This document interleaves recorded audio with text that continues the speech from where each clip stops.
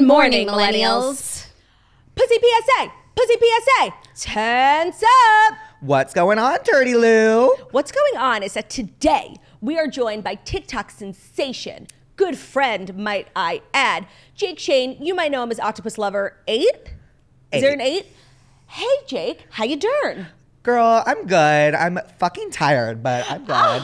I'm so excited for you to be here. This is like our third or fourth time. I will say, like, I did have to reschedule, and I'm so sorry. Wait, it's so fine. But you're so worth the wait, Jake. Oh my God, you're worth the wait. We're worth the wait. Okay, yeah.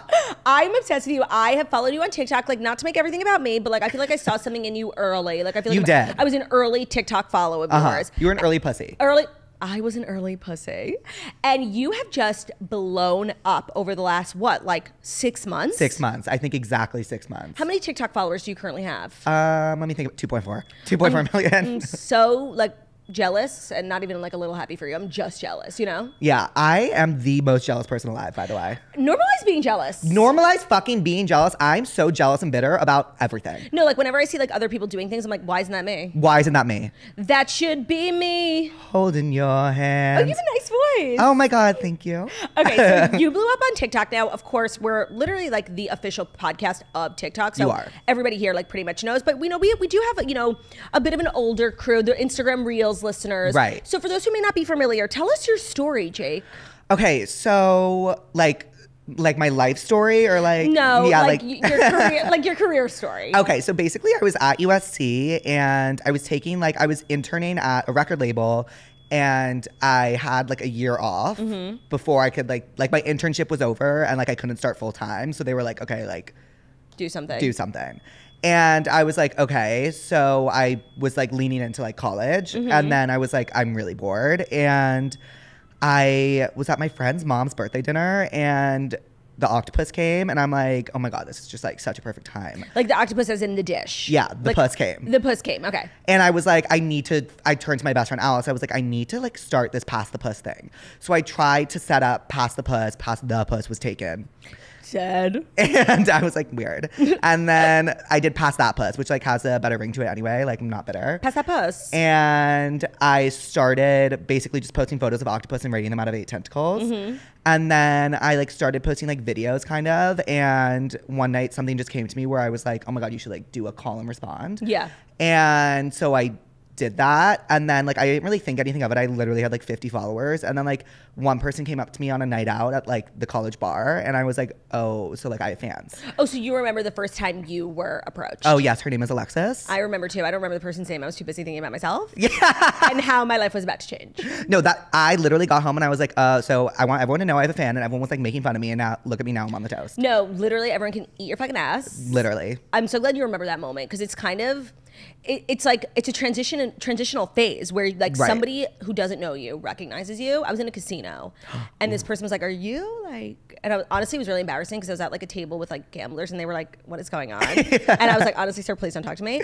But it was like so sick. And so I'm glad you recognize that. And then how much longer until from that moment until you really blew up, brand deals, millions of followers, like how long did it actually take? I want to say after that, I think that was in January, so maybe like a year and 2 months. Wow, that's fast. Yeah, so I kept posting on Instagram. I like didn't really like do the only TikTok I had to my name was this reaction with me and my 2 friends Brett and Julia to All Too Well 10-minute version, which Taylor actually commented on. Stop. Yeah, I was really excited. I was in my friend Trudy's apartment and I was screaming. I'm sorry, you were in your friend whose apartment? Trudy.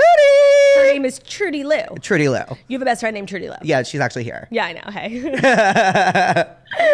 Hey. Okay, so your life pretty much changed overnight. I feel like this happens a lot with TikTokers. Like It does. When Remy Bader first came on the Right. toast, I think for like other creators or just people in the public space, there's a slow arc. You know, you get momentum and then it slowly grows. But TikTok has this nature where people's lives really change in such a short amount of Right. time. And I think it can be really hard for people.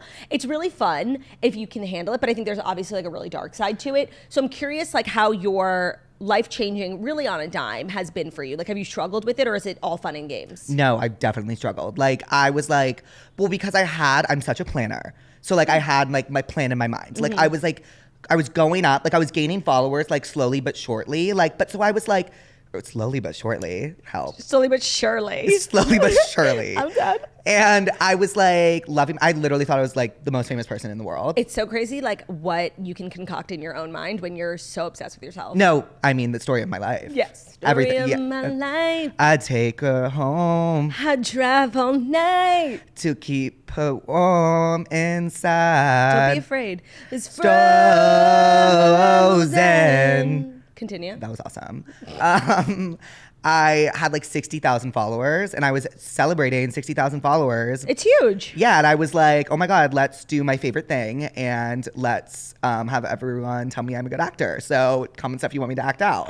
Got it. And I wasn't, and I was honestly, like I was really high and I was like, oh fuck, I promised the pussies I would do this. And I don't have it in me right now. Like I can't pull this like Bill Clinton impression out of me. Like I can't do it. And so I like spoke like this as Bill Clinton and people like really thought it was funny. And then so I kept kind of rolling with that.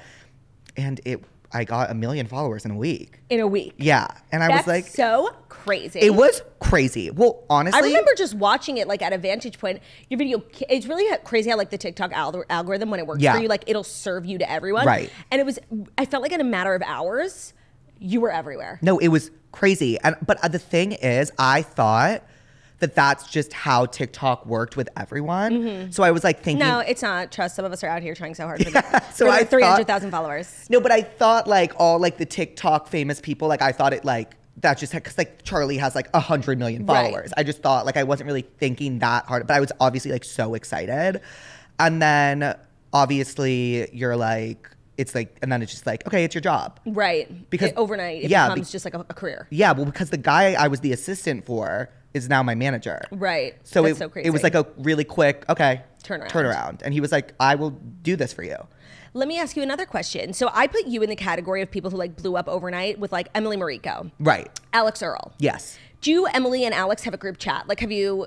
I've never spoken to Emily. I feel like nobody's spoken to Emily. Right? Like, hashtag where's Emily Mariko? I know she was on her honeymoon and everybody like thought she died because she didn't post for 2 weeks. And she's like, hey guys, I'm here. I'm just like actually living my life, not on my phone. See you soon. Respect. So you guys don't chat? I've never. So funny you say that though, because 2 years ago, my memory was me eating the Emily Mariko salmon bowl. Did you like it? It was fucking insane, but my stomach hurt so badly after. Hot take, it was one of the most disgusting things I've ever tasted in my life. Having said that, like it's not for me. I don't enjoy like salmon and mayo. Yeah, it was. I tolerate salmon. I definitely don't eat mayo. Yeah, it was. You don't like mayo? No, it's like a kind of a big deal between me and my husband. My husband would put mayo, like seriously, on a cracker. Like he would eat it. Okay, that's disgusting. He would eat it. He got roasted the other day because he put mayo on his hot dog. That's fucking nasty. In his defense, he said he was making Russian, so we didn't see like it because I had taken a video of him and people were like, "Is that mayo?" He was putting ketchup on top and gonna mix it like to make Russian. Yeah, no. My husband's disgusting. Like one of the most disgusting people I've ever met in my life. Oh my God, that's nasty. Yeah. On a hot dog? He'll put it on anything.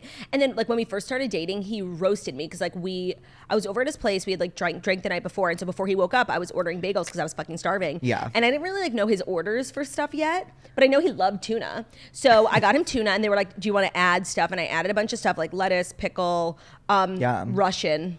There was Russian on the thing. So I was like, yeah, sure, Russian. He loves mayo. He was like, did you put Russian in my bagel? I'm like, is that crazy? He's like, he still talks about it to this day. I'm like, you're disgusting. You eat everything. You're literally a vacuum. I'm weird for getting Russian on your tuna? That's not weird. It's not weird given what you eat. You eat mayo on a hot dog. I feel like a bagel is the least weird thing to put Russian on. That's like bread for a sandwich. Thank you. I guess the tuna made it weird. Why? There's literally mayo in tuna. Thank you. Thank you. I'm team you for this one. I guess like ketchup.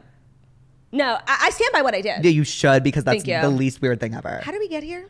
Oh, Emily Mariko salmon bowl. Right. Yeah, I don't know where she is, but her wedding was fucking chic. So stunning. Like, so stunning. Like, that dress was everything. She's so timeless. She's so timeless. I love her. I fucking love Emily Mariko, and I miss her every day. I know. I'm wishing her well, though, in her, newlywed bliss. Yeah. So there's no group chat, but I'm sure you've spoken to, like, other creators who have kind of I speak to Alex a lot. Oh, yeah. And you guys have, like, a similar journey. Like, similar, obviously, like, hers is, like, me times a million. No, she's, like, at Paris Fashion Week, and yeah, like, she's we're like, not. Yeah, exactly. Happy First of all, Fashion Week is a fucking lie because this shit has been going on for a fucking month. Yeah, they call it Fashion Month. I hate it. No, I was just thinking about that this morning too, because Fashion Week has become, New York Fashion Week, I'm only speaking about, has kind of become this like commercialized like brand deal. It's not really like about fashion. No, it's not. And I think that if you really want to see like who is like a real mover and shaker in the fashion industry when it comes to like the influencer community, look who's going to like Paris Fashion Week. Right. Because everyone can go to New York Fashion Week. It's kind of like a free-for-all Coachella these days. It is Coachella. But Paris Fashion Week is like still very, in Paris, they're like, no, you guys can't come. Right, like Zendaya's there. Right. So if you're being invited and flown out, like that's like real creme de la creme. And I think it's really interesting to see like who actually goes and who gets invited. Oh, fuck. Paris Fashion Week's the one I live for, but they all make me really insecure, if I'm going to be honest. Okay, that's another good question. You've blown up. You're getting invited places. It's really hard not to compare yourself to other people and like what we were talking about, jealousy. Like what are other people doing? What brand deals are they? What trips are? How do you deal with like minimizing that type of like negative talk in your brain? Like I just have my friends yell at me. Love that for you. Like I'll like speak and they'll be like, shut up, I'm literally working a 9 to 5. Well, you know what, I wanted to ask you that because the last time we spoke in person, we went out for dinner and you were updating me on everything and you were still working a full-time job. Yes. And that was like a conscious choice you had made. Yeah. What are you doing now? Now I'm doing this full time. Okay. Now I'm doing this full time. But I did that for as long as I could because it really kept me grounded. Like going into an office every day, like really just like, I don't know, it made this feel a little more normal. That's why everyone was like, has your life changed? I'm like, well, I hang out with the same people and I do the same thing. Right. I just like post like a few videos like for brand deals. Yeah. And like I get to go to like cool stuff. Because I was like, I would like go to that stuff sometimes because I worked on the other side of the industry. You were in the industry. Yeah, I would go as like as to work the event, right, as opposed to like be a talent at there. the event.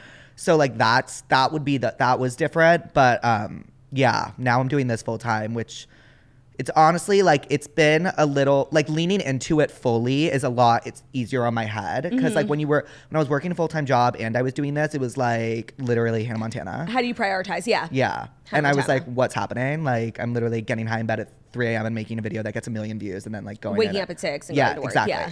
No, okay, so that's good. It's also really scary to like let go of everything that up until this point was like stable for you. Right. And you know what you're told you should do, which is you know graduate, get a job. Yes. So to let that go, I totally understand that. It was crazy. I'm like, what am I doing? Yeah. And it's also like TikTok is so scary because everyone's like, oh my God, this is so amazing. But it's like, okay, but your entire career is kind of based on what people think of you.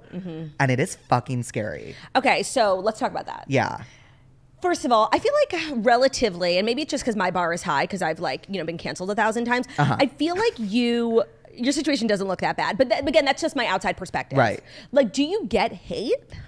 Like sometimes, well, I just like read all the comments. So like one time, like I posted like the other day, I posted like, oh my God, I like literally can't even hear myself speak. It makes me want to throw up. And someone commented, it's almost as bad as looking at you.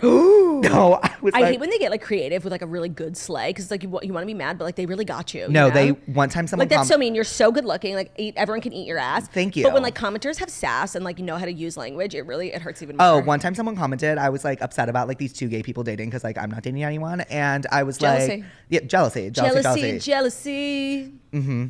I don't know the rest of the lyrics. Me neither. Or else I would sing it with you. It's like, oh, it's your friends to you go out every night. All your friends, they go out every night. Yeah. And a fat daddy's nice car. Okay. Yeah, you're living the life. And your girlfriend's pretty too. Yeah. Two. Yeah, we got it. Okay, so somebody once commented. Ugh, I know, but like they only date 10s. And what about it? And I was like, okay, so I'm not. And then you want to know the most insulting comment? I would love to. They thought they ate. For me, the equivalent of they thought they ate is yikes. Ooh, I got a yikes the other day, and I was like, oof. No, when people like use it not ironically, like I say yikes like as a joke, because Yeah. it's normal. When people who are like, yikes, seriously, eat my ass. Grab a spoon and eat my fucking ass, bitch. Like, seriously. Yeah. Go away. Okay, so you're out here. And for those who may not be familiar, 2 of the things you really popularized and invented in TikTok culture is the act it out, where people will leave you suggestions to be like, act out, you know, Abe Lincoln finding out that Andrew Jackson is on the one, or whoever the fuck is on the $1 bill. And you kind of recreate like historical events, which is hysterical. Are you, like, is history a particular interest of yours? It's like an interest of like my mom and my brother. And so like maybe that's why, but like it honestly only happened because like with TikTok, like when like I literally just throw shit at the wall, like you're like boiling pasta and like seeing if it's done or seeing if it sticks. And I was like, so I got the acting out idea from Julia Fox. She would like take suggestions in the comments, like tell me what to act out. And so someone commented like, do this, do this, do this. And then someone commented, do Bill Clinton with Monica Lewinsky or whatever. And I did it in like a funny way. And I was like, ooh, that's funny. So then I kept taking historical stuff and doing it. And was like, you know so much about history. I'm like, no, like, I know what the comment said. Yeah. And like, that's about it. I'll Google it. And I'll Google it. No, me and Jackie always have this conversation. Something I'm really trying to get better at is like be like a little bit more learned. Like I literally went to college and I know nothing about history. It's but you embarrassing. read. So now I've started to read historical fiction. I think that's like a really good way to start learning. But Jackie was like asking me a bunch of questions on the podcast like a year or two ago. And these are like basic history questions. Like what? Okay. And I didn't know half of them. And now I want to see if you know them. Okay. What started or like what was the catalyst for World War I? World War I is so irrelevant. Like we all know World War II. Like, do you know? World War I. I'll give you a clue. This is a clue Jackie gave me. It was the assassination of someone. Oh my God. Yes, it was. Wasn't it some? I feel like you're going to say something right. Some treaty? No. Okay. Archduke Franz Ferdinand. Who the fuck is that? Precisely my response. And even though I've like committed to learning more about history, I'm focused on World War II. World War II is so much more interesting. World War II is like. It's like a movie. Yeah. World War I, we don't know her. I don't know what happened in World War I actually at all, but all I know is that Germany was down bad. Yeah, and they stayed down bad. They came back with a vengeance, like killed everyone. Yeah. And I love reading about World War II, honestly, because I usually read about, like, I'm trying to figure out, I know from, like, a Jewish perspective, right. like, obviously about the Holocaust. Yes. And I know a lot about the Holocaust, but I don't really know about the war how it impacted the different countries in Europe. So I read, the Nightingale, which took place in France. Then I just read this book about Italy. So I'm, like, learning about what life was like under, like, Nazi occupation in those regions. What point was I trying to make? That you know about history because you're reading? Because I'm reading. I was about to make a fire point. I can't even remember. Okay, another history question that Jackie had asked me, and I actually knew the answer to. What year was the Titanic? I'm going to make something up. Yeah. 1907? So close, 1912. Okay, so close. And I only knew that because of Downton Abbey. Downton Abbey starts with the Titanic in 1912. You know, I've never seen the Titanic. The movie? Yeah. Okay, like I saw it when I was a kid. And I was like, oh, this is so sad. Why am I watching this movie? Yeah. And it's like, I think it's a movie we should watch. Like, I'd watch it with you. Yeah. I actually don't know if I could watch it with you because, like, you would make me laugh and it's supposed to be sad. But, like, whatever. Right? Like, it's Leonardo DiCaprio and he's so hot. So true. Like, day one, Leo. He was so hot back then. So, sorry, I still think he's hot. I don't. I know, but there's something about him that I'm just like, yeah, I'm you. Oh, I'm not experiencing the same phenomena, but that's what's so great about the toast. Like we're giving platforms to people with different opinions. 100%. And you're a big pop culture fan. You're a big toaster. The biggest. So you're gonna do the Fast Five with me today. I'm so excited. And you're an enormous Swiftie. Yes, and I agree with your point. That's like I'm so careful what I say because like I want to be friends with her. Okay, so that's kind of like this line that I walk in my life. That's so hard because I'm delusional and like I really truly believe one day. Yes. I will be like a close confidant of Taylor Swift. Right, and why do I feel like she almost wants people around her that like love her so much? For sure, but you have to toe that line 100%. Of like not being a fucking freak. Exactly. Like I'm not gonna, rifle through her laundry and smell her underwear. Yeah. Like I want her to know like I'm cool and normal. I just happen to like have this undying love and affection and respect for you. The utmost respect. Like I've never respected someone probably more in my life. One of my favorite things that you do on social media, because I also follow you on Instagram, is like post rogue selfies in the middle of the night with like the most well thought out thoughts on Taylor Swift's discography. Like you'll point out a certain lyric or a certain era and just give your thoughts on it. And it's so beautiful. It's really poignant. Thank you. It's actually my favorite thing to do. The reason I do that is because I do it with my friends and whatever they think is funny, I take and put on the internet. So like I base what I should put out, like what my little bit should be based on what my friends like. Right. You have like a girl gang. I have a girl gang. You live with your girl gang? Yes, I do. Are they your college girl gang, home friends? Like how do you know the girlies? Okay. And they're always the ones filming you and giggling in the background, which makes the videos even funnier. Right. So there's Alice, Julia, Brett, Peyton, and Kennedy. Wow, you have 5 friends. That's beyond impressive. I know. Julia, Brett, and Peyton are from college. Okay. Alice was always my friend out of college, but she lived in LA, so we were just always close. Kennedy is Peyton's best friend from home and moved out to LA after college, and we all just kind of connected. Let me ask you another question, because I feel like you're rise in popularity and fame really coincided with you going to Sophia Richie's wedding, which you Yes. were going to anyway. I think a lot of people were like, wow, he got famous. And now Right, yeah. But you have been friends with Sophia Richie living in LA. Right. And her family and her like in-laws. So Yes. you were at this wedding. Yes. That's like the social event of the season, but you're also like having your own moment. Right. Is that weird? What was that like? But like that week was like fairy tale land. For you or for the wedding? For the wedding. It's Got like it. I was in like a fairy tale. Yeah. So like I wasn't even thinking about that really. Like You I weren't was thinking about yourself? No, weird. When I'm at weddings, I like don't. Yeah. Weirdly enough. I actually feel that. Like when I'm at weddings, I'm like thinking about like love. Like if I ever think about myself, it's like I need a boyfriend. Like, you know what I mean? Like, But by the way, with your skyrocket to fame, has that made dating easier or harder? not easier, not harder. Like it's non-existent per usual. Really? But like I'm going on a date tonight. By the way, I feel like we have a lot of really cute gay Jewish toasters. Well, GJTs. HML hit my line. Are you open to the DMs? So fucking open. When this all happened, my dad was like, you know, people are gonna start wanting to like hit your line, like because of like your dad did not say that. No, I think he did. Okay. And like he was like, because of like everything. And I'm like, okay, like ew, like hit my line. But actually. But like do it. Not like none. None. None. All right, well, maybe you haven't like put out that you're open for business. I'm literally so open for business. I'm about to go into foreclosure. Yeah, he's open for business. He spreads his legs. Like for anyone and anything. For anyone and anything. Love that for Yeah. you. So now let me ask you a question. You're rocking out, you're blowing up. Who's the most famous person who follows you on social media? Okay. I was actually thinking about this the And other Sophia day. Richie doesn't count because you are friends with Yes. her in real life. Yes. I would say Emma Roberts. That's a good one. No, that was the one where I was like, you're fucking lying. That's a or really like, good one. Yeah, Emma Roberts or Sophie Turner. Today's episode is brought to you by Lululemon. So Lululemon is the one-stop shop for this time of year because it's sweater weather. So we're wearing leggings, we're looking cute, we're staying active, but we're also staying comfortable. And Lululemon is your go-to destination for anything and everything leggings. They have so many fabulous options, whatever you're looking for, whether you're super, super active and you're running and jogging, or you just want like a cute pair of leggings to hold you in and make you look smooth with a big chunky sweater. We love a big chunky sweater. So they have a ton of good options. Here are some of our favorites. The Fast and Free legging, which is great.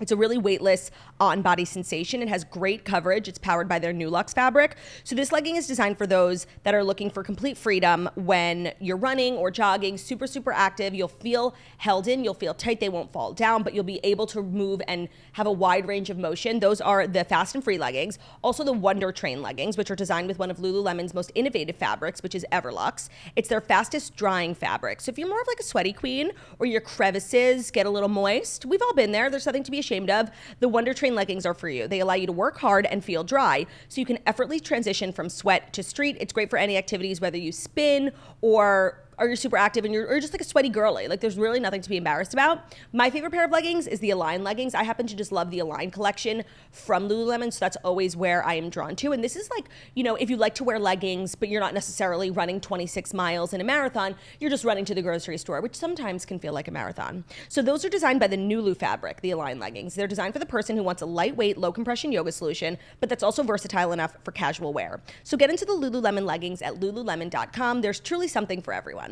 Today's episode is also brought to you by Legacy Box. Think of all the time and money your family invested in capturing family vacations, football games, birthdays, your wedding, whatever it may be. Recording a lifetime of memories was truly a commitment, and camcorders cost thousands of dollars, tapes were expensive, and cameras, of course, required film and development.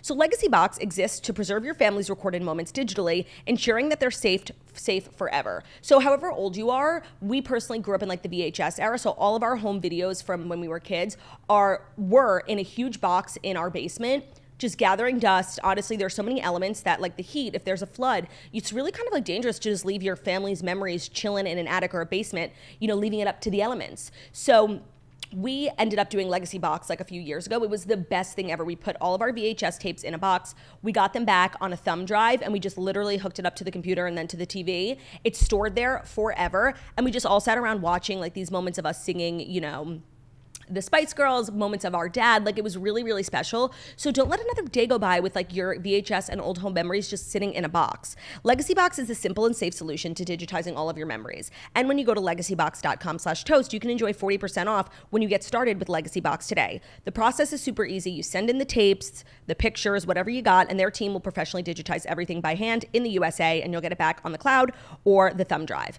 They digitize over 15 different types of analog media, and after 10 years in business, they're the world's largest digitizer. So you owe it to your family to safeguard your memories. Don't let your photos continue to fade. Become your family's hero and save them before it's too late. Buy a Legacy Box today at legacybox.com/toast for our exclusive offer. That's legacybox.com/toast. Today's episode is also brought to you by Thrive Causemetics, which I am wearing today. Whether you're fresh-faced, full glam, or somewhere in between, you've probably seen Thrive Causemetics Viral Tubing Mascara, probably because I'm always talking about it and always using it in my TikToks. So it's a turquoise tube. It's all over social media. Well, Thrive Causemetics beauty products are certified 100% vegan and cruelty-free. They're made with clean, skin-loving ingredients, high performance and trademarked formulas, and uncompromising standards. So it's easy to see why their best sellers have thousands of 5-star reviews. They have a ton of fabulous products that have gone viral. The Liquid Lash Extensions Mascara is what I use. I'd never used a tubing mascara before. I have very straight lashes. They don't hold a curl well, and this is my everyday go-to mascara, whether I'm doing the toast or going to an event. I love it. You'll look like you have lash extensions. They also have semi-permanent smoothing lipsticks, which is going to give you a visibly fuller, smoother, nourished lip with a creamy satin finish. And the one that's really gone viral is the Brilliant Eye Brightener. So it's a highlighter in a stick that's made to brighten up and open your eyes. It'll give you an instant eye lift. I'm wearing it in my inner corner today. I love an inner corner highlight. It's so Kardashian. Also under your brow bone. There's a million ways you can use highlighters to make your eyes look big. And the Thrive Causemetics one is in a stick, so you can get really in there and not get highlighter all over your face and look like you've been glitter bombed. So Thrive Causemetics is a luxury beauty brand that gives back. It's cause for a reason. They're constantly giving back to their community. So right now you can get an exclusive 20% off your first order at thrivecausemetics.com/toast. That's Thrive Causemetics, CAUSEMETICS.com/toast for 20% off your order. Sophie Turner. We're going to talk about Sophie Turner because Sophie Turner has, of course, been in the news recently. Yeah. And for a multitude of reasons, you know, her divorce, custody, Taylor Swift. But why we really need to talk about it is because, like, she was spotted out multiple times going to dinner with Taylor Swift, leaving Taylor Swift's apartment, handing her kids over and putting them in a car, all wearing your merch. Yeah. Do you want to know the story? I think I know the story, but the toasters want to know. Okay, so basically, when all this little stuff first happened with me, the Jonas Brothers duetted my stuff. Oh, I remember with the Coke. With the Coke. Yeah. And so, like, I worked with them, and when I worked with them, Joe was like, actually, you know who showed me you was my wife, and I was like, your wife, Sophie. And he FaceTimed her. Oh wow. When he and his, I saw, like, I'm such a nosy bitch. Like, I was like looking at the contact name. It was like wifey. Oh, that's like cute. Yeah, but like cute. Cute. No, happy for them, even though no longer. Yeah. Oh my God. Rest in peace. Yeah. R.I.P. And I was like, hi. And she was like, oh my God. Like, da da da. And I was like freaking out. So when I sent the Jonas Brothers merch, I said I included one for Sophie. Right. Just like smart. Just to include one. Never thought she'd get it, let alone wear it to dinner with Taylor Swift. Like, you know what I mean? Like, I woke up the next day and someone texted me like, I could have sworn this is Puss Casino. And I was like, holy fuck. That's so crazy. Because it is Puss Casino. And it always will be Puss Casino. That's so crazy. Oh my God, I like still get like butterflies, chills thinking about it. Okay, I'm obsessed with that. Like that, and she's out with Taylor Swift. Yeah, and I'm like wondering like if Taylor got cold. Like, would she give it to her? Did Taylor ask, why the fuck does your hoodie say Puss Casino? It's really a conversation starter if you think about it. Yeah, but then it was like around her waist, so maybe Taylor didn't notice. Like, I'm just like, no, that's a lot for one person. It's like a lot for like my brain to like wrap around. It's a lot for one person to go through. I'm sorry you had to deal with that. No, like, it's fine. Like I said, happy for you, but also jealous. Right. Okay, so your job here today is to join me in the Fast 5 stories. I've never been more excited for anything. Now, let me tell you, the stories, they're not amazing. Okay. They're not groundbreaking, but we'll make it groundbreaking. We'll make it groundbreaking. And to me, like, any opportunity to steer the conversation into talking about things that I love, Taylor Swift. Yes. That's fabulous. So, Jake, I have a question for you. Okay.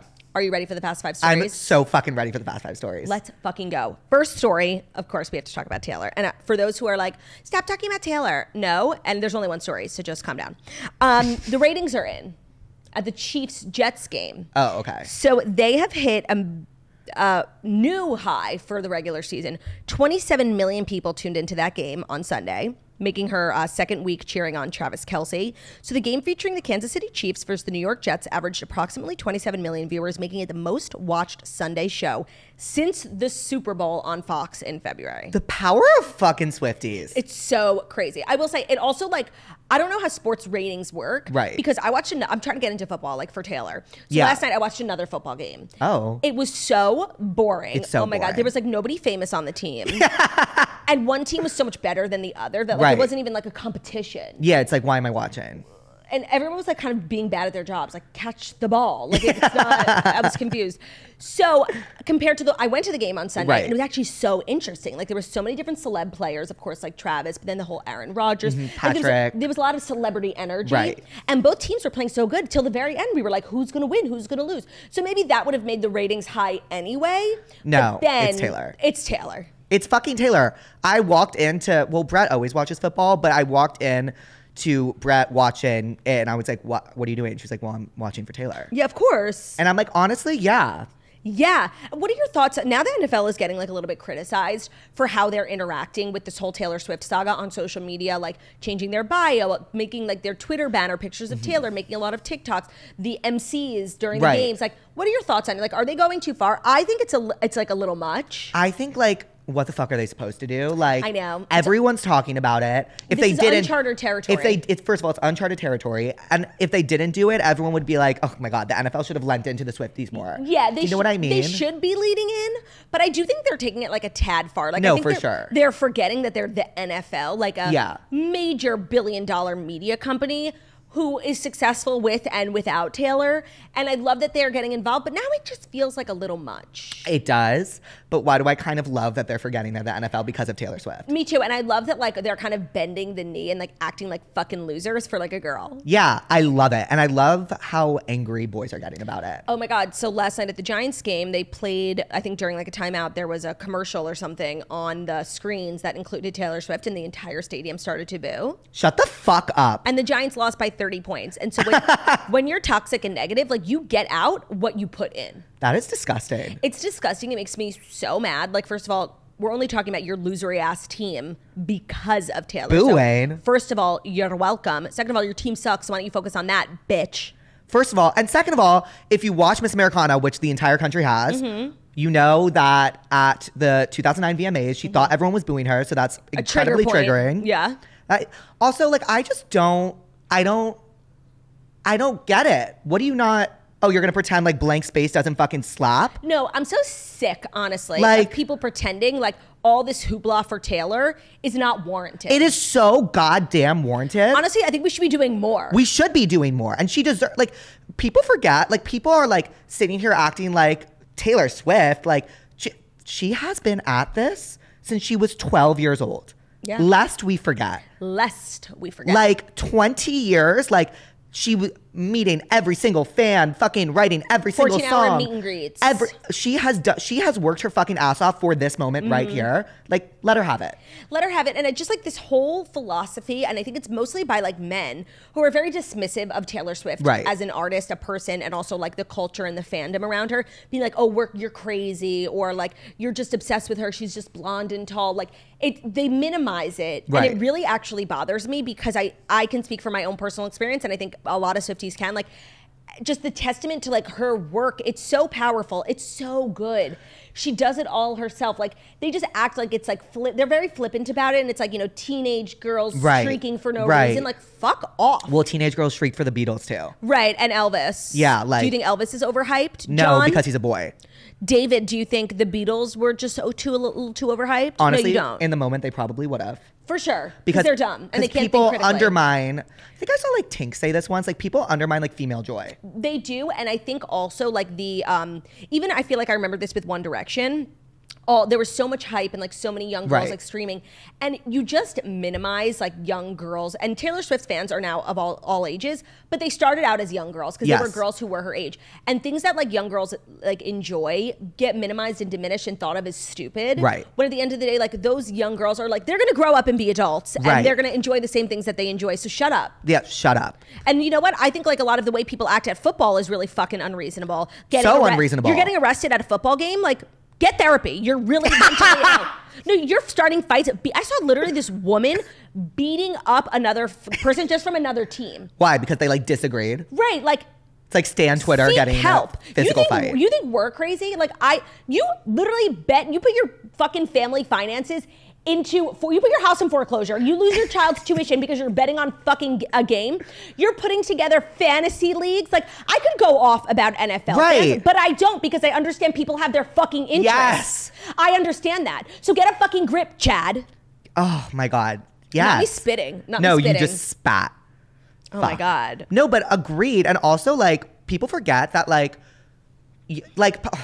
people forget how much music Taylor Swift has to her name. Like, people forget everything. Everyone just forgets everything. The second, like, Taylor Swift enters, people forget everything. They forget everything. They forget the amazing work that she did. Like, when she was leaving her music label and she was going to find another label, she got herself the best possible deal, but she would only go to the specific label that would give her terms to all of the artists on their roster at the time. So huge artists like Nicki Minaj, huge artists who are just happen to be at the label that she chose, are getting better streaming deals and getting better revenue shares, because she's not a selfish person. She's not.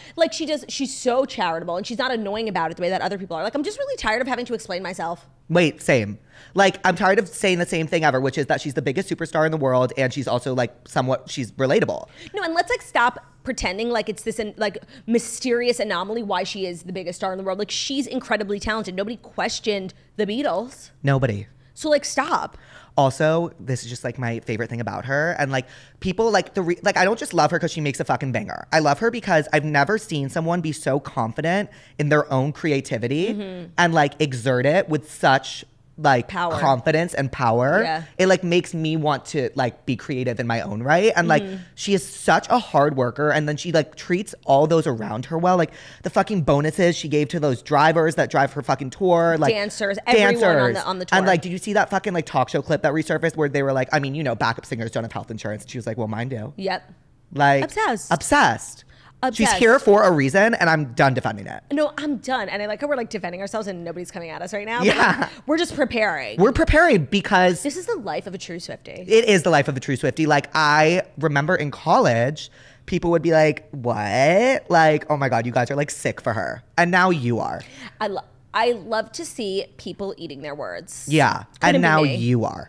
And now we've said it. Yeah. And now we've said it. All right, are you ready for our next story, which is not about Taylor, but it kind of is. I'm sure we'll find a way to draw it back. So Beyonce's in final talks to release her Renaissance concert film in a similar deal to Taylor Swift through AMC Theaters following Taylor Swift's deal with them. So a film based on Beyonce's smash hit Renaissance World Tour is in advanced talks to distribute directly with AMC Theaters. Sources with knowledge of the project told Variety. So CAA held preliminary talks with major studios and streamers 2 weeks ago, urging the players to be ready to bid on the project that the icon has been developing for years, one that not only includes the top-grossing 2023 live show of the Renaissance Tour, but parts of what people have been waiting for, the visual album for Renaissance. Oh, I'm so excited. And a documentary-style account of the making of the record and building out the tour. I'm sure Blue Ivy's cameo will be like a big part of that. Oh, I'm very excited. They're saying it'll come out December 1st. The Renaissance World Tour is expected to gross close to $560 million in ticket sales. And the Beyonce deal is following on the heels of the Taylor Swift one, which is, hers is more of a straightforward concert film based on the Eras tour, whereas Beyonce's is more like a conglomerate of things. A documentary. I'm fucking hyped for that. A visual album. The terms for Taylor Swift deal are known to be incredibly favorable. She self-financed her project, and she'll take home more than half of the ticket receipts. Beyonce will receive the same arrangement, stands to pocket more than 50% of the worldwide grossing. An insider added the industry is trafficking Taylor Swift's AMC experiment to open up north of $100 million in October. Do you have tickets? Yeah, I have tickets. When did you get tickets for? Friday. Okay, so I got tickets for Friday night. Me too, Friday night. And I didn't get like amazing seats. So I also bought Saturday at noon. And when everyone was buying tickets on Friday night, I was like, the thing was panicking and freezing and fucking refreshing. So I just went to Saturday and it was completely open. And I kind of like love a Saturday matinee. I love a Saturday matinee. And then I just got invited to a party on Friday night. So I think I'm not going to go to my Friday night. So if anybody wants my tickets, like just DM me, I'll send them to you. You can have them for free. Like I don't want bad seats. Right. You know? Can I just say I love this era of concert films in theaters? It does feel like we're moving backwards. Like, where were you when the One Direction concert movie came out? Because my ass was in the theater. Really? Yeah. I just remember like Justin Bieber's Never Say Never in theaters and Believe. Of course. I believe I saw Katy Perry's Part of Me in theaters as well. I've never seen that. Okay, so one of the running jokes here on the toast is that like there's 4 celebrity documentaries that I talk about endlessly. Yes. And Katy Perry's Part of Me is one of them. It's one of the best ones. I know. Celebrity documentaries got to a point where we don't need to hear from you all the time. All the time. No offense, Shawn Mendes, Wonder. Like that was He has not a good. documentary? Yeah, it was on Netflix. It was called Wonder. It was like part documentary, part concert. And like it was bad. And we just didn't need it. People got a little too comfortable sharing with us, honestly. We're okay. And there are a few examples of the bad ones. And Katy Perry's is an example of the good one. So is Gaga, 5'2". You know, I've never seen that in full. And I'm like the biggest Gaga fan, and I've never seen it in full. It's one of the... She's preparing for the Super Bowl. It's so good. I like a documentary that's like different, like focusing on one specific. I feel like every celebrity documentary like gives us like shit we don't need. Right. Like I like how Gaga's focused on like a 2-week period where she's getting ready for what is probably the biggest concert of her life. Like I like the specificity of it. And you know who makes a great documentary? Who? Beyonce. She does. I loved Homecoming, Loved Homecoming. Life is but a dream. which is the HBO one where she's Life singing, is but a dream. She's singing in the back of the car. And she sings Yellow with She's- Jay-Z. Yes, but she on the boat. Yeah. But when she's singing "Listen" from Dreamgirls, practicing, Yes. I think she was about to perform it on like Oprah or something. Yes. That's one of the like when I get drunk and sit around with my friends on YouTube and we like watch dumb videos. I'm like, we need to watch that one. I also do the first time Fifth Harmony ever sang together when they were a band called Lilas at Simon Cowell's house, and Mark Anthony is like so blown away by Camila Cabello's vocals. Yeah. There's like a few YouTube videos that like give me chills.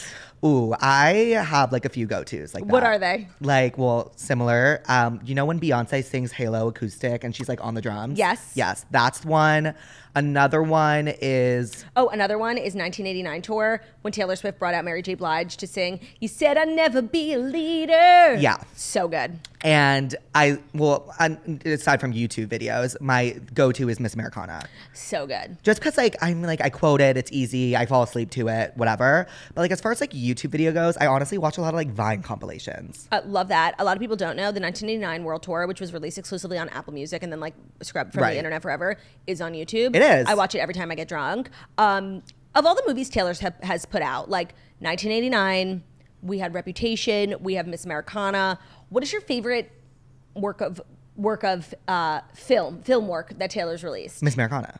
Miss Americana. Just because, like, I'm pretty sure she did. There's this moment in Miss Americana where where it's like, it's showing her, I love how it just shows her rise. So it's like showing how the crowd changes. And she's like, I had everything I ever wanted. And she's like standing proud and tall. And you just like, and it's the entire crowd for 1989. And it's just like, oh my God, like, I know it's kind of a puff piece. Like, I know it's kind of like, obviously she had Creative control. But can I tell you my favorite moment in Miss Americana? Yeah. She's driving a Toyota. I know. A little unrealistic, honestly. Like, I'm not buying it when she goes to her mom's house. Yeah. Yeah. But I also love when she's going to her mom's house because you kind of see the real her. She's like standing like this watching TV and she's like, I'm like, oh. I like will live and die for, like, if Andrea Swift has one fan, it's me. If Andrea same. Swift has 0 fans, I'm dead. No, dead.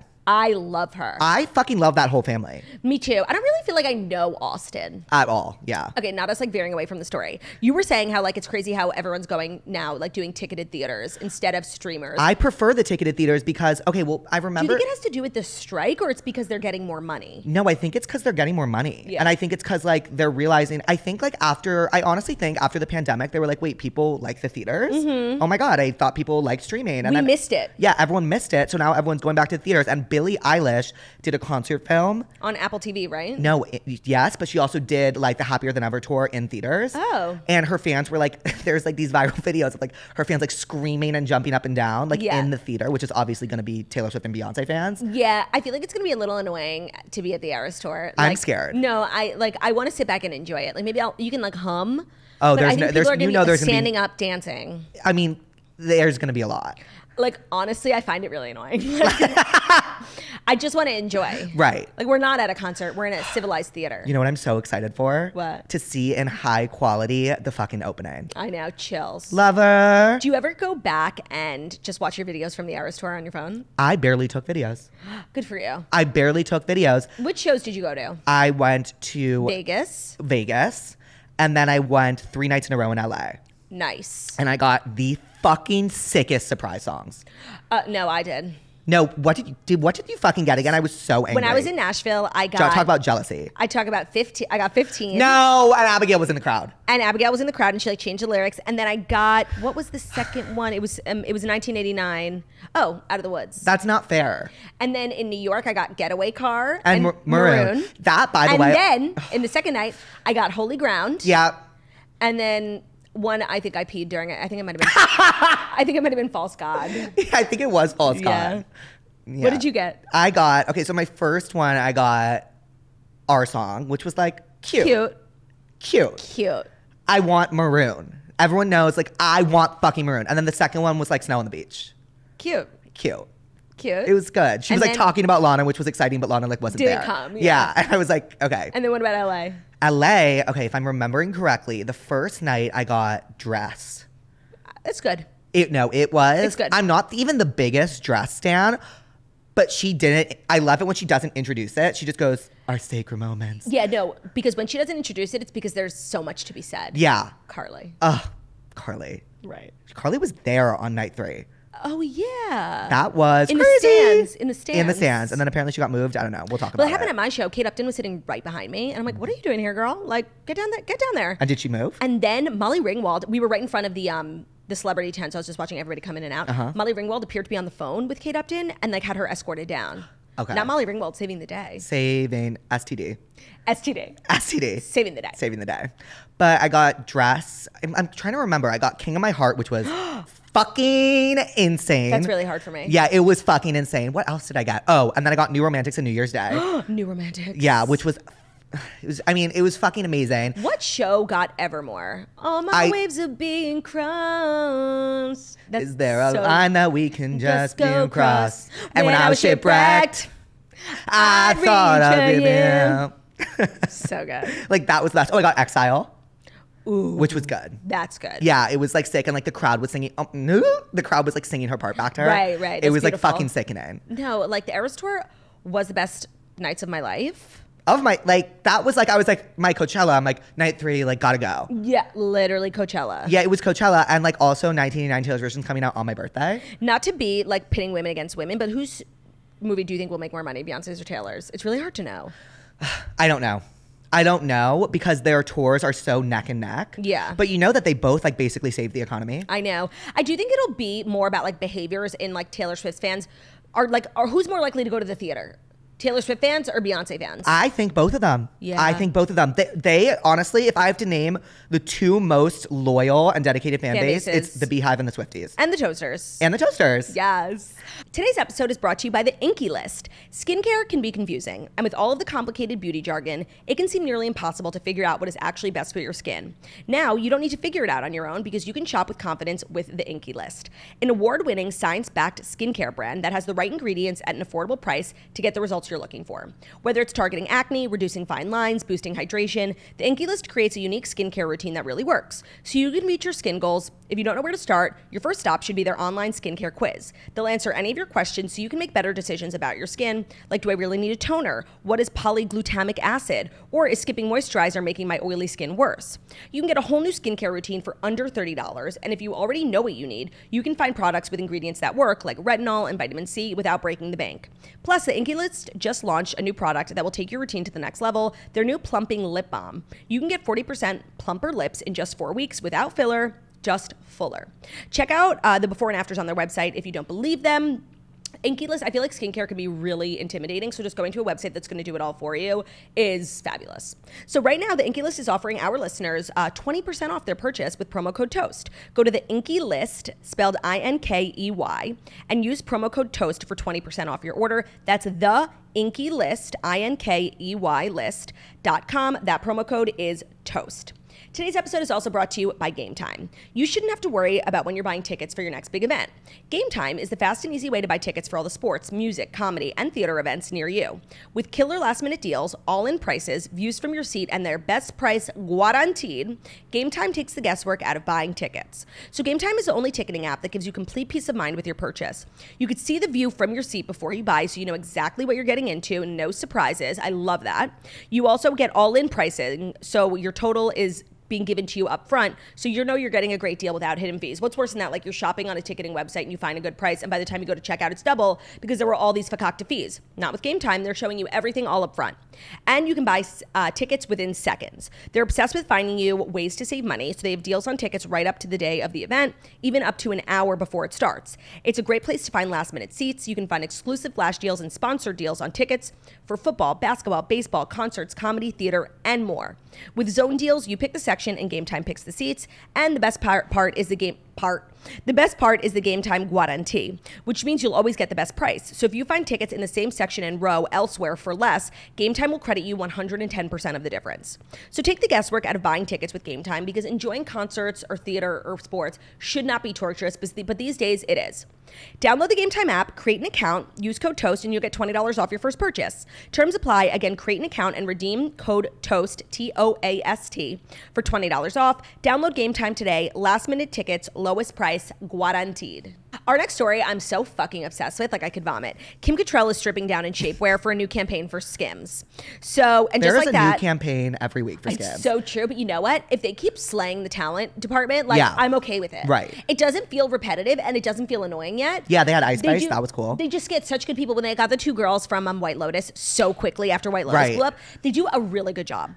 So the Sex and the City star, who's 67, stripped down for Kim Kardashian's latest shapewear campaign, striking a pose in some of the label's most loved styles. So, like, who cares about the Skims? I'm just, like, obsessed with this partnership. I'm obsessed with Kim Cattrall, like, getting her flowers. Yeah. Oh, as she should. I feel, like, so in defense of Kim Cattrall at all times, because when it comes to the reboot, like, I know if everybody's mad at you, like, you're usually the problem, but I don't know. I feel like Kim Cattrall was wronged. I feel like so wronged. I don't know. I don't have any insider information and I don't have any proof. I just really feel like Kim Cattrall, like, I could see a world in which Sarah Jessica Parker, like, was a bitch.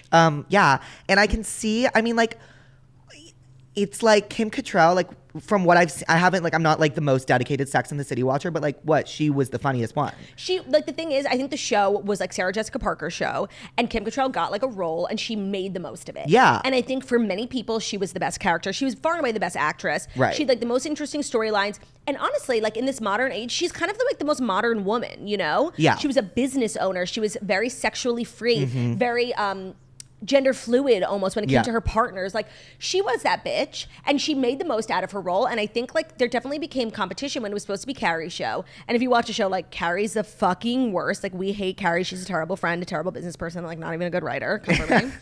And Kim Cattrall, like, was that bitch. Samantha is the best part of the show. Right. There's no question about it. So I think, like, the dynamics on set were probably really toxic. And I'm sure, you know, everybody's truth is their own. Right. But I stand with Kim Cattrall. I always stand with Kim Cattrall. She's everything. And, you know, Patricia Field, who, like, is responsible for all the styling on the original show and, like, the iconic looks, she left with Kim Cattrall. Like, then that says the most. I know. It's like, the thing is, I go where Pat goes. They call her Pat. Uh-huh. I stand with Pat. Well, did you see, I mean, obviously you probably saw Kim's cameo. Cameo. It was the most, we need to convince people we don't have beef, so let me pay you a bag to like film a scene completely separate from me. On the other side of the country. On the other side of the country. Yeah, and I watched her on The View talking about it, and she was like, I said, you know, I didn't want to do it, and, you know, they offered me, and I was like, you know what, sure, but I'm only doing it if Pat comes back for this episode. That's fucking loyalty. So, like, the thing is, there's more to this story, and I'm just not going to let it brush under, like, Kim Cattrall wanted more money, Kim Cattrall was jealous. I think there's more. So people like Skims platforming Kim Cattrall, I am here for. Because I think she was done dirty. I really do. I also think so. And let's me not forget, she plays the iconic role of Britney Spears' mother in the movie Crossroads. So, like, she's an enormous talent. She is so wildly talented. She's funny. She's a good actress. I have always fucking loved Kim Cattrall, and I haven't ever really been the biggest Sex and the City fan. That's so interesting. I feel like you would like it. Like, I know. You're from New York, right? I know, but I'm like liking, like when I like watch TV, I'm like liking like alien documentaries and like sci-fi stuff. Really? Yeah, I know. I'm like, what are you watching right now? Like, okay, I'm watching this show called Encounters, which is really bad. Okay. It's really, really bad. I appreciate the honesty. And it's like, I'm like, if I'm watching a show about aliens, like convince me.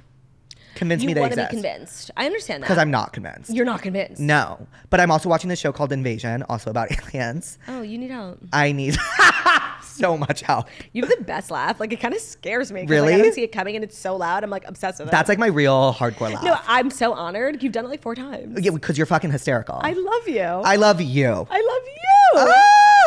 But I'm watching Invasion. What else am I watching? I'm watching, well, it's off the air right now, but Yellow Jackets. Oh, I've So heard that's good. like very disturbing. It is so disturbing. It is so good. Really? Like, talk about like actors being like pushed to their limits. Oh, I love Yeah, that. like, you know what I mean? Like, fuck, like they had to like prepare for this episode where like she gave birth in the woods. I love. Like, sorry, spoiler alert, but like, whatever. Who gives birth? No kidding. Like, I honestly forget the name. But I'm watching Yellow Jackets. What else am I watching?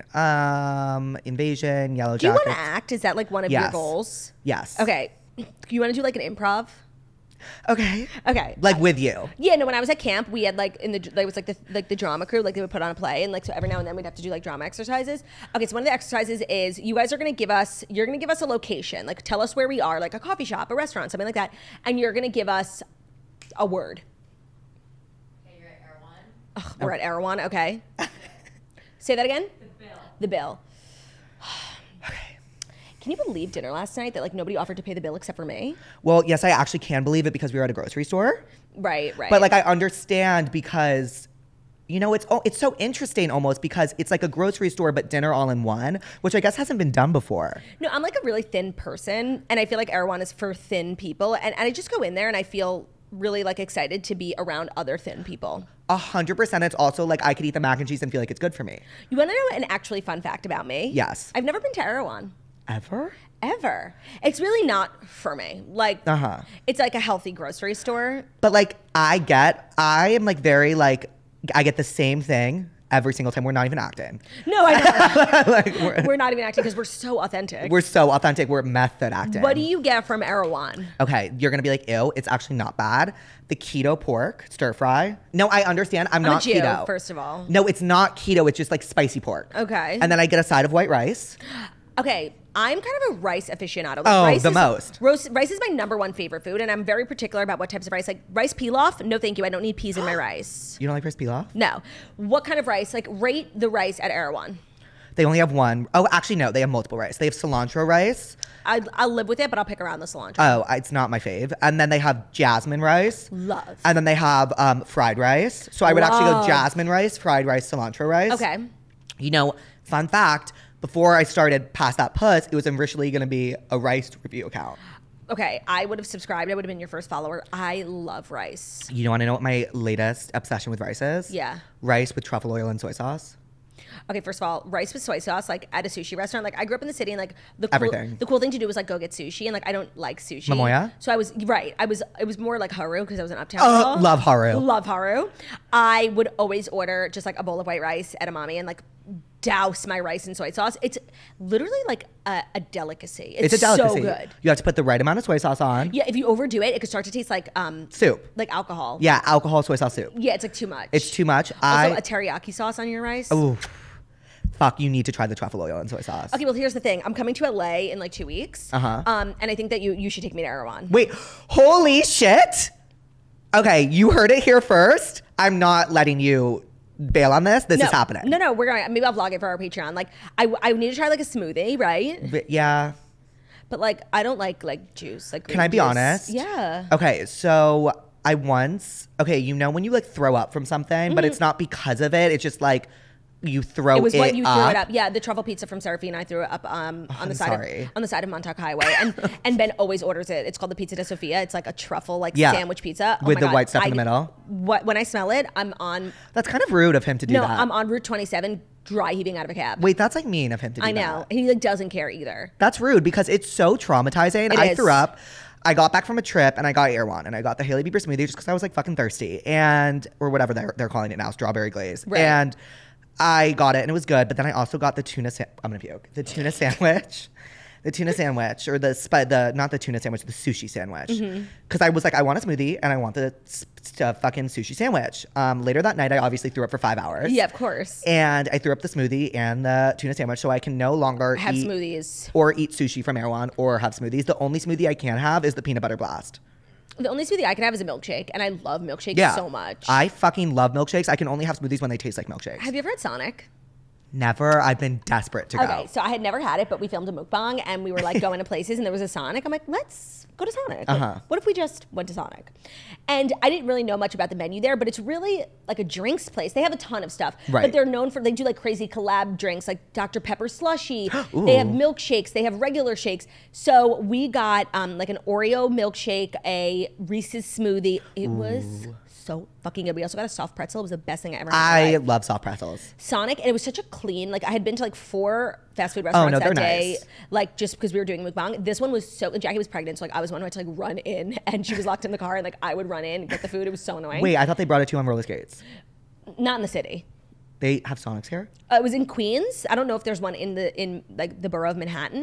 But I think when you go to a Sonic in like a proper neighborhood, yeah, they'll roll it out to you. So let's go in LA. Let's go in LA. Will you drive me? I don't drive. You don't? We were talking about that Jackie doesn't drive either. I can't. I'll crash. Why? Where'd you grow up? New York. In the suburbs? No, in Washington Heights. Okay, so you wouldn't drive in Washington Heights? Yeah, my dad drove me to school every day. Okay. And I just can't drive. Like my dad's like the most stereotypical like Jewish dad. Like he's like scared like of me like leaving the house. So like I guess it's like stereotypical Jewish mom, but like it's same thing. And he is like scared of like me to like experience the world. And so it honestly makes my life easier because I don't have to fucking learn how to drive. And you have to like pay for parking. In yeah, a car. Pay for parking. Like I'll just Uber. Okay, I mean I drive now. I don't really need to. I'd never drive because I'm in the city. Also, Ben drives me around. But I imagine living in LA, it's like a little debilitating. It is, but like I'm always with my friends and they all drive. Oh, that's true. That's what's so nice about having roommates. Yeah, roommates and friends. Like that's what I'm saying. Like I have 5 friends. Each one of those 5 friends drives. Okay, and so we're going to Erewhon when I'm in LA. Yeah. Okay. Do they have chicken fingers? They do. They're not my fave. Well, they're not like chicken fingers. They're like healthy. They're like the it's like. I don't know. It's like I don't know. It's not my fave. Okay. Some people love them. Okay. Some people love them. You know what's really good there is the gluten-free mac and cheese. Why gotta be gluten-free? I don't know, but it doesn't taste Do they have mac and cheese, period, regular? No, it's only gluten-free mac and cheese. Like that's so Erewhon, and that's why it's not for me. I know, but it's so good. Like you'll go and be like, okay, this slaps. That was a great question. Great, like thought-provoking conversation. Yeah, it was honestly so easy because we didn't even act. We just like started talking. And scene. Good work, everybody. All right, are you ready for our next story? I am. Pamela Anderson has gone makeup free at Paris Fashion Week, and Jamie Lee Curtis is losing her goddamn mind about it. So Jamie Lee Curtis loses her mind over anything and everything. No, it's so true. She kind of needs to reel it in. Sorry. Oh my God, I'm dying. I love your laugh. Okay, Pamela Anderson is leaving her mark. At least that's the sentiment Jamie Lee Curtis recently shared. Sure. Okay, so it really was pretty fabulous that Pamela Anderson went to like a big time fashion week event and did not wear a single stitch of makeup. Jamie Lee Curtis posted a photo of Pamela without the makeup and she goes like this, in all caps: "The natural beauty revolution has officially begun." Pamela Anderson in the middle of Fashion Week with so many pressures and postures, and this woman showed up and claimed her seat at the table with nothing on her face. I am so impressed and floored by this act of courage and rebellion. Now, let me say something. I love to see a woman supporting another woman. Right. But to make such a big deal out of someone not wearing makeup and calling it courageous and rebellious, like... Yeah. It's giving. Do you know that commercial of Jennifer Aniston and the kid who has cancer? And he's like, my mom says I'm the most beautiful boy in the world. She goes, I love your confidence. Yeah, like that's what that's given. You know, like to remark so hugely and use such big words like courageous and rebellion, like you making it such a big deal is making it. It's really not courageous to wear makeup, to not wear makeup. It shouldn't be. It shouldn't be. And Pamela Anderson did it, and she did it like she looked fabulous. She looked fucking fabulous. I will say, well, Jamie Lee Curtis's sentiment, it makes me giggle. I agree with it. Like, it's like awesome, and like I fucking love that Pamela Anderson, who was like this huge bombshell in the 90s or 80s or whatever, like, or like the 30s. Yeah, like whenever. Is now coming out and is like, you want me back? You want me to be this fucking bombshell? I'm gonna come back on my own terms. I think it's so cool. I think it's so cool too. I'm rewatching The Nanny, which is one of the great joys of my life, and I cannot recommend it enough. Like, it's the best sitcom, and the amount of celebrity cameos they have on there is so crazy. Pamela so I was watching Anderson? last night. Celine Dion was on an episode. What? The one I watched last night had Roseanne Barr, Celine Dion, Elizabeth Taylor was on an episode. Wait, what? Crazy cameos. And Pamela Anderson, she's kind of like a recurring character. She comes on 3 different episodes, like in 3 different seasons. She plays Heather Biblow, the woman Fran's fiance left her for. Okay. And she's so amazing. And I really forget, because I was like a little bit before my time and I didn't watch like Baywatch growing up. It was the 80s. I really forget her impact. And I think that's why her documentary that's a good documentary. That's a fucking sick documentary. I think that's why it was so powerful, because like there's a whole generation of people, us included, like who didn't grow up with Pamela Anderson and didn't really understand like her impact on like the beauty standard and what she went through in the sex tape. I watched Pam and Tommy, the Hulu show. How was? It was amazing, and it was really upsetting. Okay, I need to watch. The whole thing happened. Pamela was like pregnant. She experienced a miscarriage because she was so stressed out. People were extorting her for money. Her documentary ended up making like millions and millions. I mean, not her documentary, her sex tape ended up making like millions and millions. And what, she didn't see a cent? Not a cent, because Penthouse like bought it illegally. That's like, so fucked up. It was so fucked up. And she went through all of that. And like we know the stories of the girls of our generation, like Kim and Paris. But we don't know, like, really, Pamela Anderson was a trailblazer, and, like, she went through it, and nobody was on her side at the time. Right, because people were like, ew. Even the show that I watched, Pam and Tommy, was made without her consent, and she was very vocal in not wanting it to be made. I remember this. And she wanted people not to watch it, even though I do think it made her look really good and sympathetic. I think she wanted people to hear it on the Netflix documentary, which was really popular. Totally get that, by the way. That's like a businesswoman thinking. Yeah, and so now here she is again, like doing the most for women, wearing no makeup to Paris Fashion Week, and really looking stunning. Yeah, she looks gorgeous. She's just such a natural beauty too. Yeah, she really is, and she's like such a mom. It's so crazy. Like she's had so many eras of her life, and then like I love when things in pop culture don't make sense. And one of the things that like makes no sense to me is like, or just like that connects, is like her son was a cast member on the Hills New Beginnings reality show. Yeah, she was on it. Brandon, and he was one of her sons who was like one of the filmmakers on the documentary. Oh. Yeah, so it's just like an inner circle Hollywood thing that I loved. Yeah. I loved that. Love that. All right, are you ready for our 5th and final story? I am. It's about one of my favorite things in the world, and I'm curious what your thoughts are. Do you play pickleball? I don't, and I was literally just saying the other day, I don't fucking get it. Okay, but have you played? No. That's why you don't get it. Okay, can you explain, please? Because I really don't, like, everyone's treating pickleball like, first of all, did it just get invented? No, but it's recently popularized. Okay, it's like everyone's like pickleball. I'm like, I don't what? The thing is, for me at least, like I love things that are active that don't require me to like run a lot. Like, is that why people like pickleball? So it's like a fabulous workout, and it's a really fun game because it's basically all the fun of tennis without the running. The court is, I would say, a third of the size of a tennis court. Oh, yeah. Okay. Yeah, and so I could get involved. And you play on a team of 2, so there's really like no running involved. And you could do like sick like trick shots. Like once you learn to play, it's like really fun. But apparently pickleball is wreaking havoc across the United States. So the game's rapid rise has made for ugly turf wars, furious noise complaints, violence, lawsuits, and even potential criminal charges. How? So Chuck Line, the city manager in Glendale, Colorado, has said, I have had to go over to our recreational sports center and tell 70-year-old men, if you threaten to hit our sports center director with the paddle again, I'm going to kick you out. This guy never anticipated that his job might include lecturing senior citizens about how to play nicely. But nothing has been off limits since the Picklers began showing up in earnest in the Denver enclave. Is that what they're called, though? Yep. A couple months ago, a group of fierce competitors all over the age of 60 refused to leave the city's outdoor tennis courts when they were asked by maintenance staff because the courts were scheduled to be resurfaced. The players stood their ground, yelled, "You can't make us," until the cops finally showed up. Also, there's a big problem with pickleball noise complaints. How? So the ball, it's like a wiffle ball with the holes in it. Okay. And when you hit it against your paddle, it makes a really annoying popping sound. Like what? And it's a small court, so it goes pop, pop, pop, pop, pop. It's actually really annoying. It's like loud too. Okay. When I play in New York, I play in the middle of Central Park, so like it doesn't bother anyone. Right, but in tennis, people are like, ugh. Yeah. So. And they've converted 30% of pickleball courts in the United States, 30% of tennis courts in the United States to pickleball courts. Oh, it's a revolution. So it's literally, now there's like beef with the tennis, and a lot of professional tennis players have been like arguing like, build your own courts, don't use ours. Like there's a lot of drama. Can I say something? Is it a hot take? Yeah, I think that piece is a hit piece by the tennis community. Hot take. You know what? I could see it. But the thing is, people love pickleball and they're not stopping. Like this summer, there's, I think 15 courts in the middle of Central Park. Good luck getting a time slot. Like it's so fucking popular that the people who own it, they just opened an indoor one in Long Island City for the winter. Like it's so popular. It's only getting more popular. So like people, like the tennis people, like need to get a grip. Okay, so you know what we're gonna do in LA when we go to Erewhon? We're also gonna play pickleball together. Where do you play in LA? I don't know. Like that, I trust you. Oh, I'll find out. I trust you. Well, so the one here, it's a chain. They're all over the East Coast called City Pickle. Maybe they have LA SP. location. I mean, CP. CP, not SP. CP. It's been a long day. It's been, long. Yeah, I would love to play. It's so much fun. And if you're not athletic, are you athletic? I feel like you're always working out on your Instagram. Oh my God, well, I've recently started my workout journey. Me too. And I'm like loving it. I'm loving it too. Okay, so when you first started working out, were you like crippled by soreness?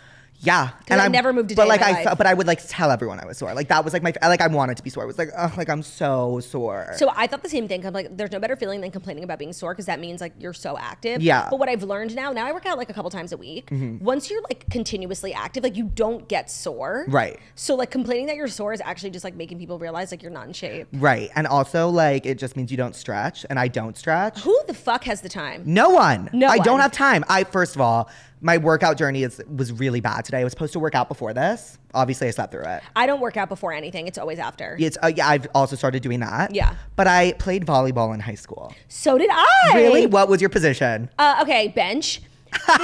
The thing is, like, I loved playing volleyball. I was on for all 4 years of high school, and my senior year, I was on the varsity team, and like, I was just getting like no respect. Like, Yeah. I wasn't a captain. I sometimes started, sometimes didn't. I'm like, you know what? I'm not spending my fucking senior year being disrespected. And I left the team after 4 years, and of course, that's the year they won the championship. Like, it was like I kind of have volleyball trauma. I also have volleyball trauma because Men's volleyball is really crazy. it's competitive. crazy. I was libero. Obviously, they What just the like fuck is that? like the short passer. Oh, like the first hit. I was so bad that there was this 8th grader that would not only always obviously play over me in the games because I was benched, but would play over me in practice. Wow. Like that was like it was bad. So I started just like being like, okay, this like You know, it hurts. it hurts. I'm like, wait, I'm really that bad. Like, I took it personally when I wouldn't get like started. Right. And it's like, why would they start me? But the thing is, like, I believed I was good. Like, I wasn't bad. There were definitely people who were better than me. I wasn't going to be like your first choice, your second choice, your fifth, maybe. Yeah. Like, it was really hurtful, and I started to take it personally. And I did, and I'll stand by this. I do believe my coach had something against me, and like, Right. I know that she did. So it was part, like, maybe I didn't deserve to be like 100% the starter all the time, but she definitely had it out for me. And I took my power back, and I quit the team. I definitely started misbehaving by the end of it as well. Yeah, no, I was definitely also like chatty in practice. Yeah. Which was like a big no-no. Oh, I was the most, and I would act like I like knew what was going on, and everyone would be like, "Someone get this kid to shut the fuck up." Yeah, because he's not. Not only does he not shut up, he's not good. Ooh, like you know what I mean. Also, like the drills, like the running and stuff. Like I just felt like that was unnecessary. like WTP, what's the point? WAWR. Why are we running? Like NR, no reason. No reason. Yeah. NR. I love that. Yeah. No reason. You're wearing some of your merch today that says gag. Now, I assume you're not promoting blowjobs. There's a deeper meaning. I know what it is. Get a grip. Get a grip. I love that. Yeah, I just love nimming. Another one of the trends that you really created on TikTok is we're nimming, where you just like make up an acronym instead of saying a short sentence, and it's literally my life. Me and Ben are always doing that. Yeah, We're Il like, Tuso. Il Tuso. But like before we made the TikTok, we're always just like saying stuff. I like if we're like talking, I said I felt like such a big ugly loser. He's like a BUL. I'm like, yes. A bull. But I am. Oh my god. What? That's funny. Like it's nimming is so fun because you Nimming figure is it out in the so moment. Like what did fun. I say earlier? STD. So I forget, but now it can also mean save the date. save the date. Love that. Like it could mean. I think you said SDT. So damn true. Oh yeah. So damn true. So damn true. And what's my favorite? My favorite is Tino. Let me think. TINO. This is not okay. Yes. Dad, it's not okay. And you can like conjugate it so it can be they are not okay or Right. that is not okay. That is not okay. Yeah. And then there's also TISA. This is so awkward. TSA. No, TISA. This is so awkward. Yeah. I love that. Yeah. ILT. I love that. Yeah. ILT. ILT. Yeah. Il Tuso is my favorite. What did that stand for again? I love the US Open. Yeah, that was sick. And Isho. It's so hot outside. Oh yeah, well I have a I don't have one here, but it says ish. It can mean I'm so hungry, it's so hot. Like it just depends. Like you use it. It depends like in what scenario you're using. Like if I was like outside and it was 90 degrees, I'd be like ish, ish, ish, ish, ish, ish. And they'd be like, okay, you're so hot. Like Yeah. it's so hot. Ben's nim that he made up that he's really proud of is Mustastis. My shorts are too short. He was obsessed. That's sick. Sick. TS. That's sick. Taylor Swift. Yeah, that's sick. Like my friend, it's fun when like all your friends are in on the nimming. So like for you, it's fun that like Ben's in on it Yeah. because like we'll be just like, oh, like we'll say like we can say it without having to ask what it is. Like we'll be like, what should we do for dinner? And we'll be like, oh, TTT. Trying to think. Trying to think. Like just give me a sec, like TTT. Or we'll say Tib. Tib is one we use all the Let time. me think. Tib. TIB. What are we having for dinner? Tib. I don't know. This is bad. This is bad. So like I'll sometimes like look at my friends, will be like, holy fuck, Tib. Tib. Like this is bad. This is bad. Or Tisa, holy fuck, Tisa, this is so awkward. I'm obsessed with it, man. I'm obsessed with you. You crushed your first time on the toast. Oh, did I? You did. Thank you so much for being here. Now, before you leave, I am going to force you to make like 100 TikToks with me. Oh, wait, I was going to say we need to make the October 3rd one. We need to go do a nimming one. Yeah, we need, obviously, we're nimming, we're October 3rd day.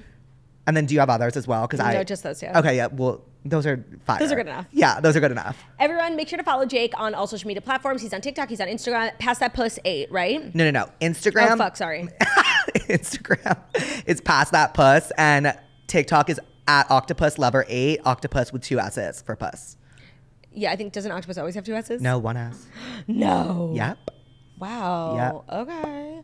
Thank you guys so much for listening to the Just the Millennial Morning Show, where we deliver the fast 5 stories they need to know every Monday through Friday on YouTube. So if you're watching this on YouTube, please feel free to subscribe and give this video a thumbs up. We're also available as podcasts anywhere podcasts can be found. So Spotify, iTunes, Stitcher, Public Radio, iRadio, Castbox, all the places. Listen to podcasts, find us, so leave a 5-star review. What a beautiful, stunning, and wickedly talented we are. Hope you guys have an amazing day. We are back tomorrow with Jax. So love ya. Bye. Mwah.